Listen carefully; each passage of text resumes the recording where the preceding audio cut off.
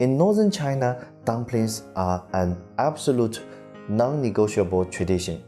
Thick skins, generous fillings, and boiled in plain water. This is the image that instinctively comes to mind when most people think of a Chinese dumpling. Yet, few people realize that the way we eat dumplings today is actually the product of 4,000 years of historical survival bias. Its skin is thick not for texture, but out of sheer necessity to stretch a tiny amount of meat with as many inexpensive vegetables as possible and keep an entire family fed. And it had to be boiled because oil-intensive frying was a luxury ordinary families simply couldn't afford. Even the dough wrapper itself was a technological breakthrough born from unexpected historical circumstances.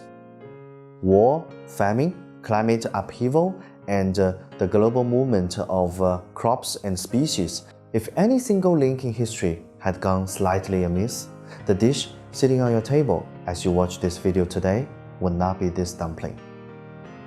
This extraordinary journey all begins with a single dumpling wrapper that changed history. If you take a dumpling apart, the first thing you see is not the meat, but that thin layer of dough. Today, it defines the very canvas of northern Chinese cuisine, representing the warmth of home. But roll back the clock 4,000 years, and there were no true flour-based foods on northern Chinese dinner tables. The absolute rulers of the fields back then were foxtail and broomcorn, millet, what we know today as millet and yellow sticky rice. Every autumn, their ancestors used stone knives to harvest the golden ears, boiling them into thick porridges or steaming them into bowls of millet rice. Until one day, a single grain of wheat set out from Western Asia crossed the deserts and began to appear sporadically across the lands of northern China. For the first few centuries, however, it remained an obscure, marginal grain. People at the time were accustomed to whole grain consumption, meaning they boiled grains whole. Millet had know-how, boiling into a fragrant, sticky porridge. But wheat came with a tough, bitter layer of bran. Tossed straight into water, the resulting boiled wheat was coarse, gritty, and nearly impossible to swallow.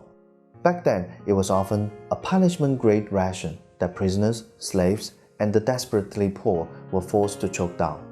Without a major twist of fate, we would have struggled to shake millet's dominance during that long whole grain era, let alone give birth to dumplings and wrappers. Yet, as fate would have it, a border crisis in the Han Empire drastically accelerated the process of this grain taking root in the Central Plains. From this moment on, its destiny changed forever. In the 2nd century BC, Emperor Wu of Han launched a prolonged war against the Xiongnu. To secure its northwestern frontier, the Han Empire mobilized hundreds of thousands of soldiers and farmers to establish military farming settlements. Amid the region's unpredictable climate, early farming communities discovered that winter wheat could grow on winter and spring rain and snow, then be harvested in early summer, allowing it to avoid the droughts of late summer and autumn. Yet, people had not yet discovered the true potential of flour. Day after day, soldiers were forced to choke down boiled whole wheat kernels. With its tough bran and the poor digestibility, this diet became a constant source of misery for the soldiers stationed on the frontier. The turning point came not from the battlefield, but was quietly taking shape in Han Dynasty workshops. The spread of iron tools during the Han Dynasty allowed craftsmen to quarry and carve hard stone far more efficiently. A decisive tool, the rotary stone mill, first appeared in the workshops of Western Han aristocrats. Over the course of the Eastern Han, it gradually spread beyond official workshops into landlord estates and ordinary farming households. As the wheat grains cascaded slowly into the center of the mill, accompanied by a low, rumbling grind, that hard outer shell was completely pulverized, and a steady stream of flour began to emerge. People discovered that when flour met water, It formed a remarkable, moldable dough. From that moment on, an entirely new kind of flour-based food, one that could be cooked in boiling water, was finally born. But at this point, it was still completely empty inside. The force that truly put meat inside this dough wrapper wasn't a chef, but an age of chaos and cultural convergence. During the late Eastern Han and the Wei, Jin, Northern and Southern dynasties, the Central Plains plunged into centuries of warfare and division. Frequent wars and famines decimated the population. Yet, the chaos brought more than just fragmentation. It sparked one of the greatest periods of ethnic and cultural integration in Chinese history. Throughout this brutal mass migration, people moving north and south threw their respective culinary habits into the same great melting pot. Amid these turbulent years, the idea of wrapping meat in dough quietly began to emerge among ordinary people. Faced with the severe scarcities, farming families had to stretch their limited ingredients with absolute precision. The ancestors found that by chopping up what little minced meat and wild greens they had left, they could wrap and seal them inside a layer of dough. This method of wrapping it up demonstrated a massive survival advantage. It functioned like a sealed survival capsule, locking in precious fat, calories, and aroma. With nothing more than a pot and some water, both carbohydrates and fats could be cooked at the same time. As society stabilized once more, this stuffed dough creation ceased to be merely a survival tactic for the underclass. It flowed into imperial courts and elite clans, transforming into an exquisite stuffed delicacy for aristocrats to encase rare delicacies from mountain and sea.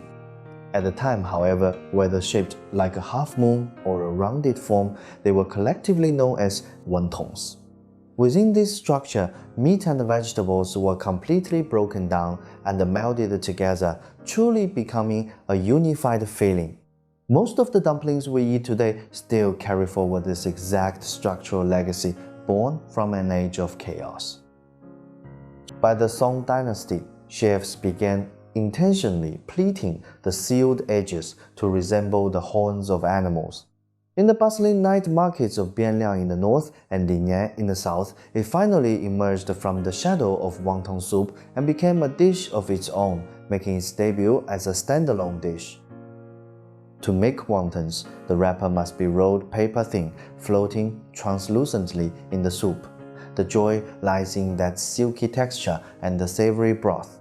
But the independently evolving Jiǎozi, named for its horn-like shape, began to develop a heartier texture of its own. At the time, the most popular item in the city night markets was the fried Jiǎozi, crisped to a golden brown in hot oil. For the fashion-conscious city dwellers of the Song Dynasty, this high-oil, high-fat frying made it the most fashionable and satisfying snack indulgence. You might wonder, if the Song night markets popularized such delicate, trendy snacks, why did the default, deeply ingrained way of eating them in northern China today become thick skins, heavy fillings, plain boiling, and dipping in vinegar? Because those fashionable fried treats were merely a passing spectacle in prosperous cities. What truly shaped the character of northern Chinese cuisine was not the metropolitan night markets, but the daily rhythm of life across the vast countryside.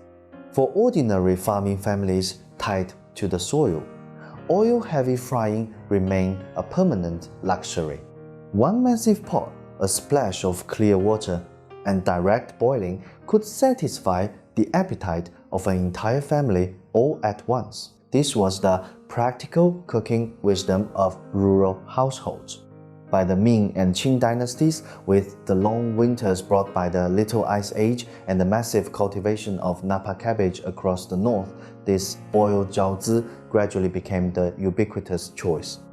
To prevent tearing as they tumbled endlessly in boiling water, and to cramming enough vegetables to fill a stomach in one sitting, the dough wrappers gradually thickened over the centuries and the fillings grew heavier.